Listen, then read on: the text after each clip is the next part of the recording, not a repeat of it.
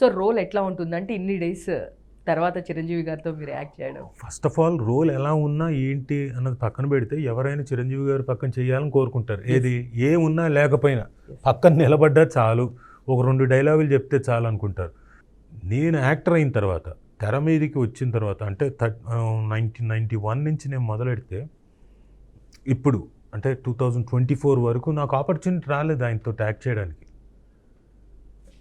రాలేదు అంటే ఏమో కారణాలు ఏమో తెలియదు కానీ బహుశా నేనైనా కనీసం ట్రై చేసి ఉంటే బాగుండు, వెళ్ళి ఏదో ఒకటి అడిగి ఉంటే బాగుండు.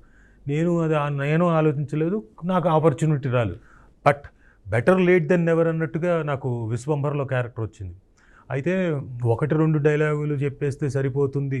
యాక్చువల్గా డైలాగుల గురించి మాట్లాడకూడదు ఆర్టిస్ట్ అన్నవాడు. బట్ ఊరికే మీకు ఎగ్జాంపుల్కి అర్థం అవ్వడం కోసం చెప్తున్నాను.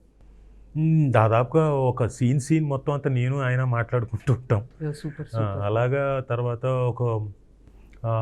అదే సినిమాలో ఒక 2-3 సీన్లు చేయడం అదృష్టంగా భావిస్తున్నాను.